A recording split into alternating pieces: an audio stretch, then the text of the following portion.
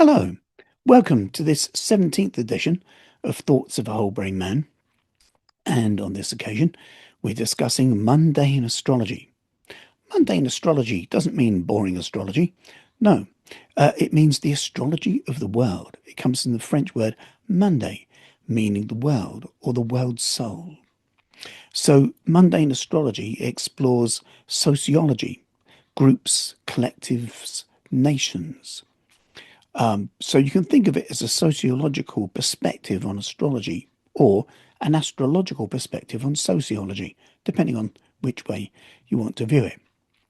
But the interpretations and the meanings that we give to the planets are different to the meanings that we would give to planets in a person's personal birth chart.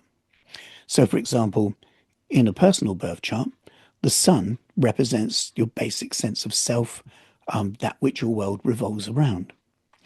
In a mundane chart, the sun represents the power. That could be the monarchy, it could be a president, but essentially it's the power. In a personal birth chart, the moon represents our emotions, our formative years, our relationship with our mum. In mundane astrology, the moon represents the people. So by looking at the sun in a mundane chart, you can get an idea of what those in power are experiencing or going through, or what's happening with them.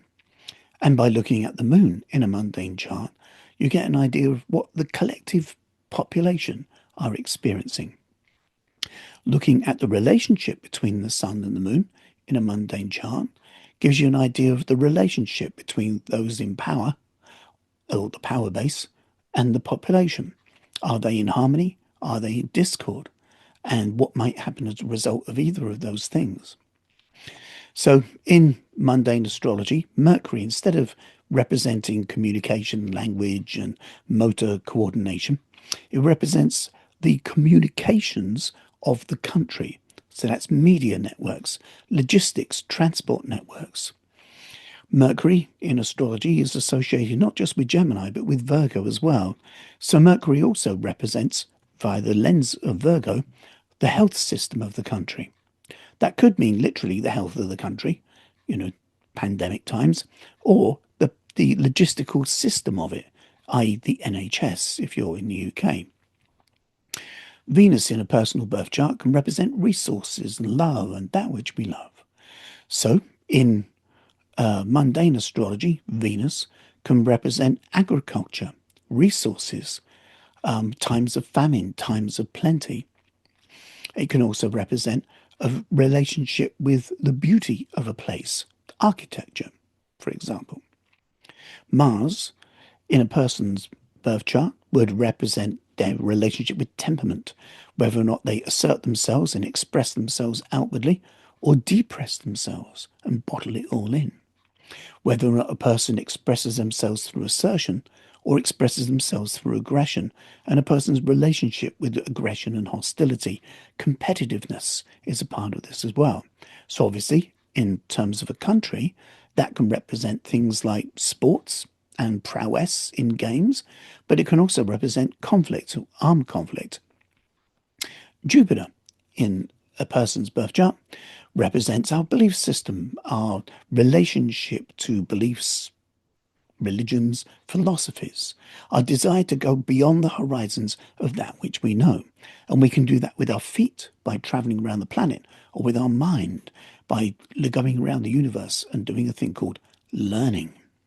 So, where you find Jupiter in mundane astrology in a country's chart, it can describe that country's relationship with foreign policy and other countries beyond their boundaries or borders. Saturn in an individual's birth chart can represent how a relationship with structure, our relationship with rules, traditions, and success, pathways to success, or our relationship with fears of failure. In a mundane chart, it represents the structure of a country. So, in one sense, the structure of a country is its laws and therefore its government. Another dynamic of the structure of a country is its economy. So Saturn can give us an idea of what government and laws are doing, which isn't necessarily the same as the power base represented by the sun. Uranus in an individual's chart represents, well, our relationship with individualism, our propensity for madness or genius, our inventiveness, our uniqueness, our disgruntlement at having to compromise ourselves, and where we might be odd, strange, different, unique, or a misfit. It also describes our relationship to friends and groups. In a sense, you could say it's almost the mundane planet. So Uranus in a country's chart can show where there are technological advances or its relationship with dissociation.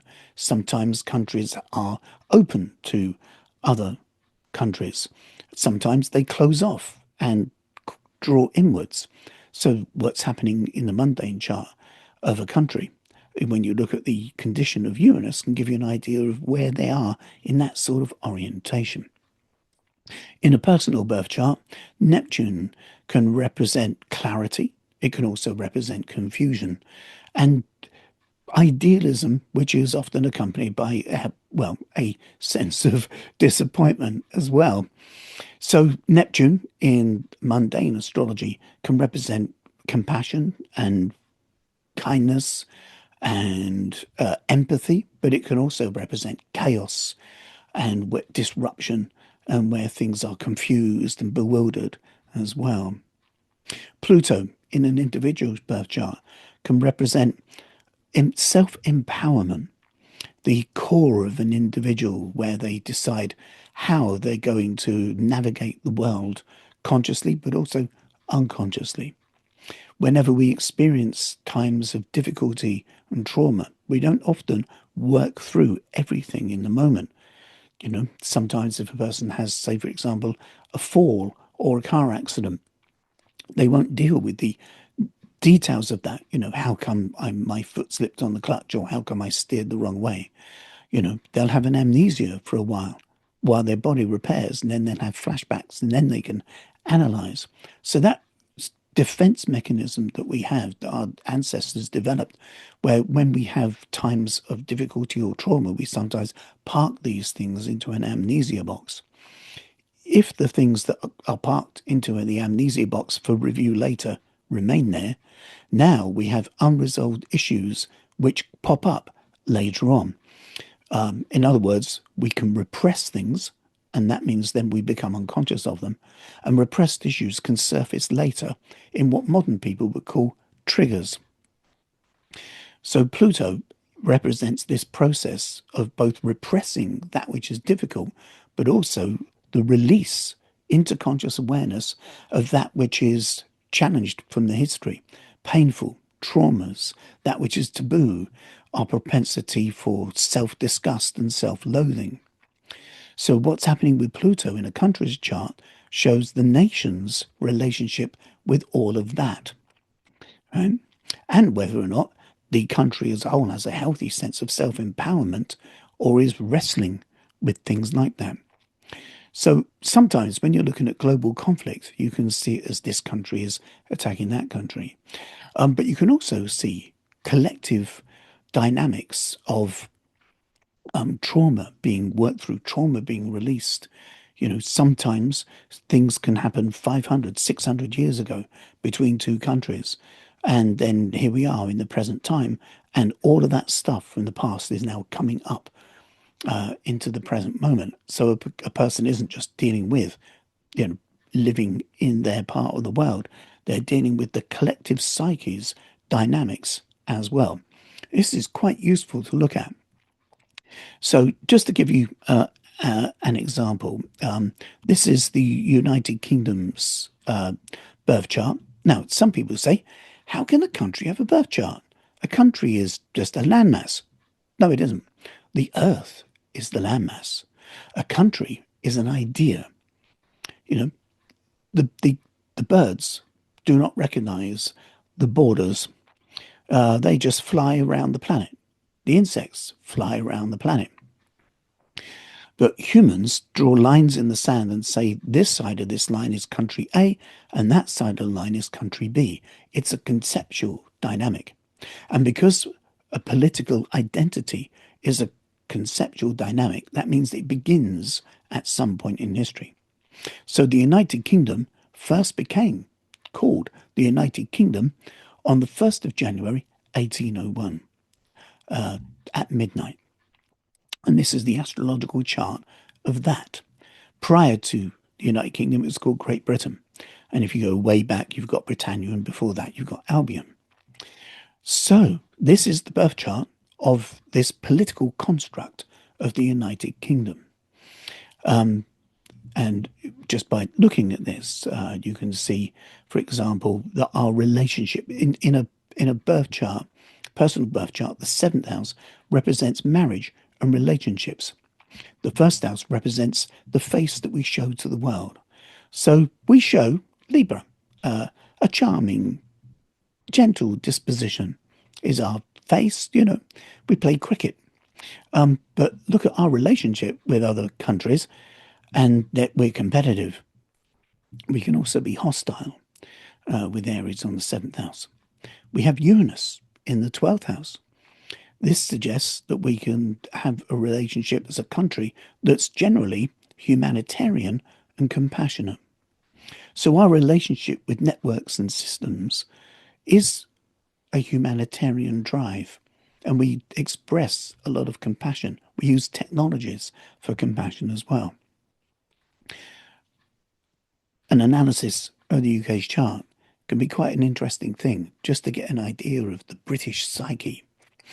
That would take a while. Here, we're just illustrating some things to introduce you to the concept of mundane astrology.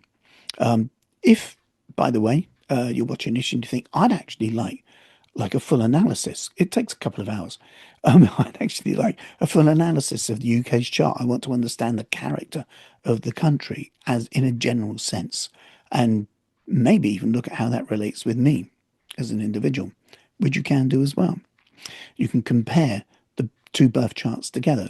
So you could literally use astrology to understand your relationship with the UK, where there's harmony, where there's discord, where there's agreement, where there's disagreement for you on a personal basis. But I'd be quite happy to spend a couple of hours walking through this birth chart and describe British character and the British psyche from a mundane astrology perspective, if anybody requests it. So write to me personally, let me know. And if it has traction and seems to be like a popular idea, I'll happily go ahead and do that. But what I want to show you is a period of time in 2019 and what was happening in the UK's chart at that time, which still has its ramifications for us now. So I've removed everything apart from looking at these planets here. Now, this outer wheel shows where the planets were on the 1st of April 2019. And on the 1st of April 2019, Pluto was at 23 degrees of Capricorn, which places it in a part of the chart called the 4th house. Neptune was at 17 degrees Pisces, which places it at the beginning of the UK's 6th house. Uranus was at 1 degree of Taurus, which places it in the 7th house of the UK's chart. To understand these, we need to just unpack things and dig a little deeper. Now, the 4th house in an individual's chart represents our relationship with our inner self, our inner being. It's also our relationship with our family and our relationship with our homeland as well. It's one of the parts of the chart that deal with the unconscious. So therefore, it also represents that which is hidden and that which is beneath the surface level of the unconscious, what might be described as accessible memories. But Pluto, the planet of repression and the release of repressed issues, began to move through the UK's birth chart in 2012, and it will remain here until 2032. So at this time, we are still in this process. You might remember in 2012, 2013, Operation Yewtree began. We discovered what had been happening with Jimmy Savile. Rolf Harris, I think there was a bishop of Glasgow or something that was arrested for, paedophilia as well. And these shocks and traumas began to emerge during this time. In the intervening period, we've discovered child sexual kidnapping gangs, grooming gangs. We've discovered how vape gangs are using their kind of the drug of that to entice children for sexual favors. We've found out that children in children's homes, that are being cared for by the community are being exploited as well.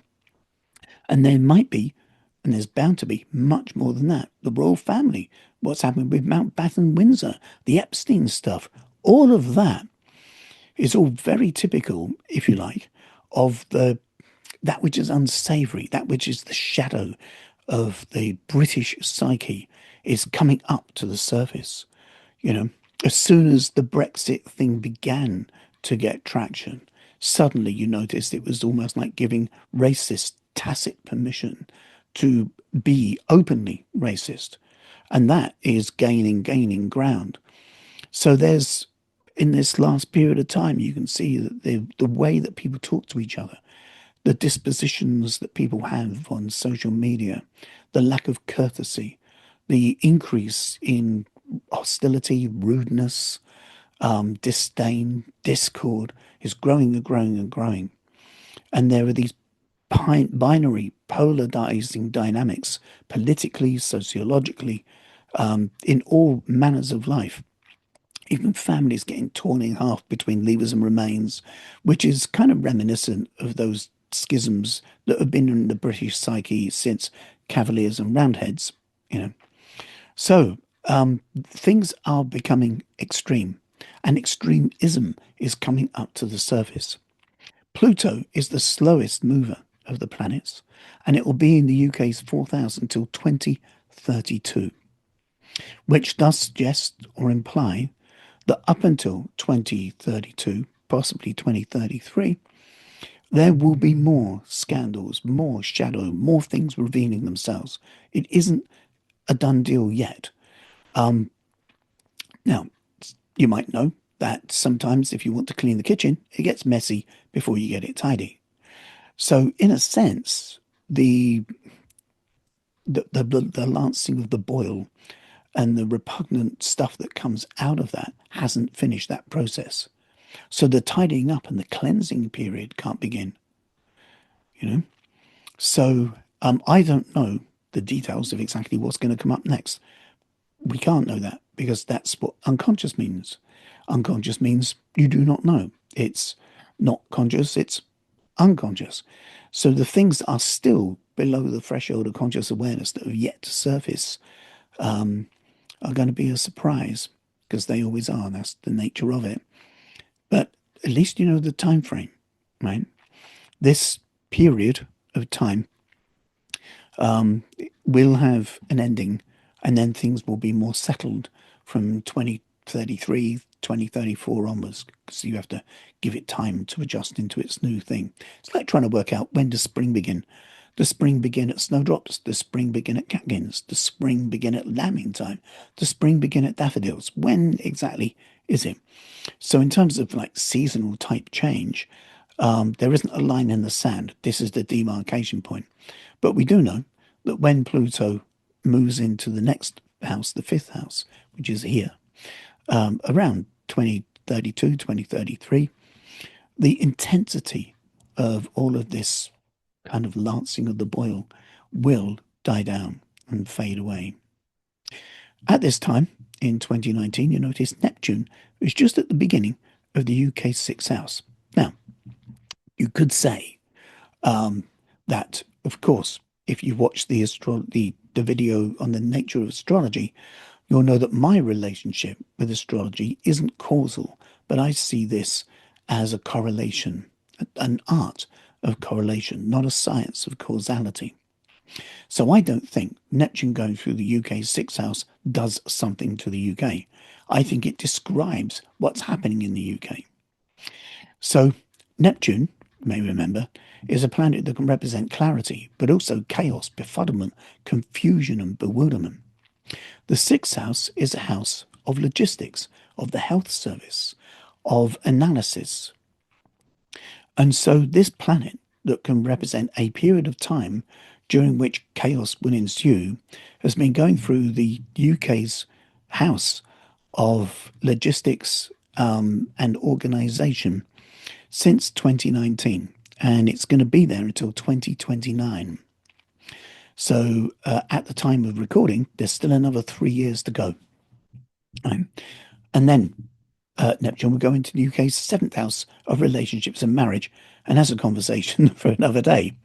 So, this confusion, this chaos, this is also the house of health, i.e., for a country, the health system.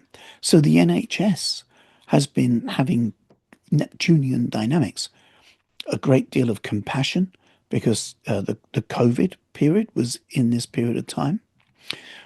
There's also things falling apart.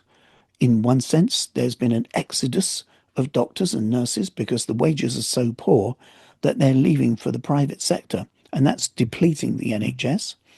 The post-Brexit dynamic of, telling European people you can't come here and work has also deprived us of workers in both the NHS and the care sector as well. So then, because the care sector can't cope, there are people in hospitals that don't need to be there because they haven't got anywhere else to go. And so very, very, important hospital beds are being taken up by people who really should be in the care sector, but the care sector is so undermined. You get the idea. And all of that has been happening while Neptune is going through the UK's sixth house, let alone logistics, supply chains, all of these kind of problems as well. So is it caused by Brexit? Maybe. Could have been other factors as well. I'm not an economist.